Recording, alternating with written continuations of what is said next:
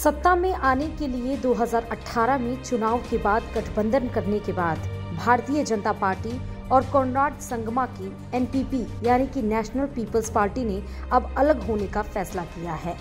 2023 के विधानसभा मेघालय के विधानसभा चुनाव इस बार एनपीपी अकेले लड़ने जा रही है। राजनीतिक दलों और नेताओं के राज्य में अत्यधिक सक्रिय होने के साथ एनपीपी ने राज्य की 60 सदस्यीय विधानसभा सीटों पर चुनाव के लिए 58 उम्मीदवारों की सूची की घोषणा भी कर दी।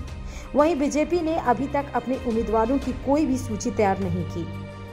कॉनराड संगमा जो एनपीपी के सुप्रीमो और मेघालय के उप मुख्यमंत्री हैं, सत्तारूढ़ 6 पार्टियों वाली एमडीए मेघालय डेमोक्रेटिक अलायंस का नेतृत्व करते हैं।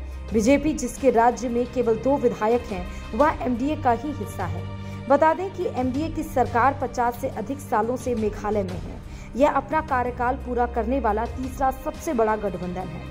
अभी पिछले ही साल संगमा ने घोषणा की थी कि उनकी पार्टी 2023 मेघालय चुनाव अकेले लड़ेगी। उन्होंने कहा था, हमने अपने दम पर चुनाव लड़ा है, यह कोई नई बात नहीं।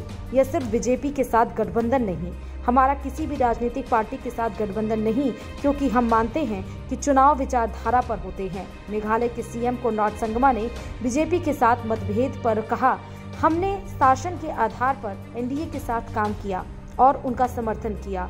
उनका कहना है कि ये हमारा खुद का इंडिपेंडेंट स्टैंड है जिस पर हम अडिग रहेंगे। एक इंटरव्यू के दौरान उन्होंने कहा कि नागालैंड और त्रिपुरा जहां चुनाव होने वाले हैं, वहां भी एनपीपी अकेले ही चुनाव लड़ेगी। गौर करने वाली बात है कि 5 साल बाद भी एनपीपी का एनडीए के साथ कुछ अहम मुद्दों पर आपसी सहमति अभी तक नहीं बन पाई। यहाँ के कुछ प्रमुख मुद्दे ऐसे हैं जो एनपीपी को बीजेपी से दूर कर रहे हैं। आपको बता दें कि समय समय पर बीजेपी ने समान नागरिकता संहिता या यूसीसी की अपनी मांग को लेकर बार बार दोहराया है, तो वहीं कॉनराड संगमा ने साफ तौर पर इसका विरोध किया।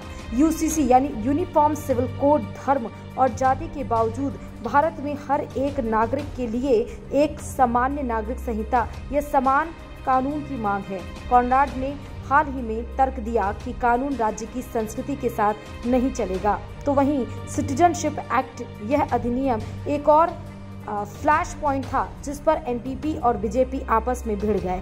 जबकि बीजेपी सीए लाने पर अड़ी हुई थी, तो वहीं संगमा ने फैसले का विरोध किया था और असम और पूरे मेघालय को एक्ट के दायरे से बाहर करने को कहा था। यह असम में भी बड़े पैमाने पर विरोध के बीच हो रहा है। यही नहीं, बीजेपी की तरफ से भी कई मुद्दों पर एमडीए के गठबंधन को कई बार घेरा गया और भ्रष्टाचार के गंभीर आरोप भी लगाए गए।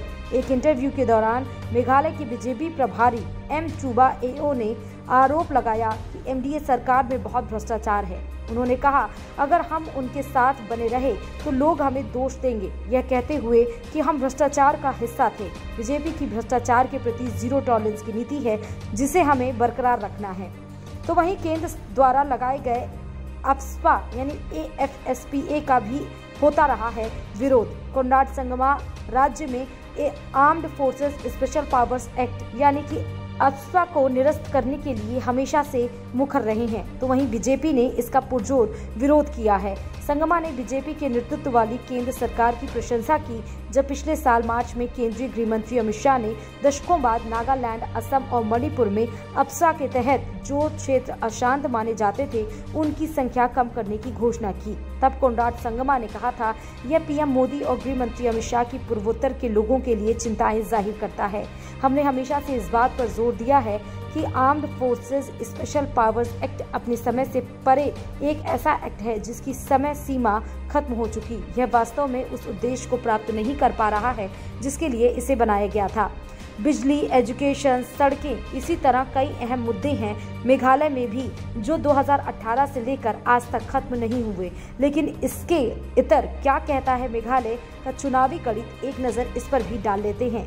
इस बार के मेघालय विधानसभा चुनाव इसी साल 27 फरवरी को होंगे और वोटों की गिनती 2 मार्च को होगी। 2018 में एनपीपी ने पिछले चुनावों में 20 सीटें जीती थीं और HSDP, UDP, PDF और बीजेपी के साथ एमडीए गठबंधन का गठन कर राज्य में कांग्रेस को एक और कार्यकाल से वंचित कर दिया था।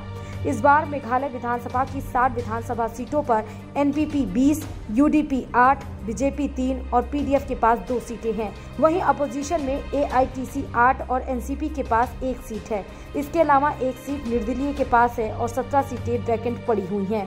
राज्य में चुनाव का दिन जैसे जैसे करीब आ रहा है, सीटों के बंटवारे को लेकर सियासी चहल कदमी बढ़ गई है। यह देखने वाली बात है कि इस बार गठबंधन से अलग होकर चुनाव लड़ रही बीजेपी का कमल मेघालय में कितना खिलता है, या फिर 50 सालों की एनपीपी की स्ट्रीक इस बार भी बरकरार रहेगी। चुनावी बिगुल फूंका जाने वाला है और सभी पार्टियों ने कमर कस ली है। लोगों का मत और अधिकार किसे जीत दिलाते हैं, यह देखने वाला होगा। दैनिक भास्कर के लिए कुशाग उपाध्याय की रिपोर्ट।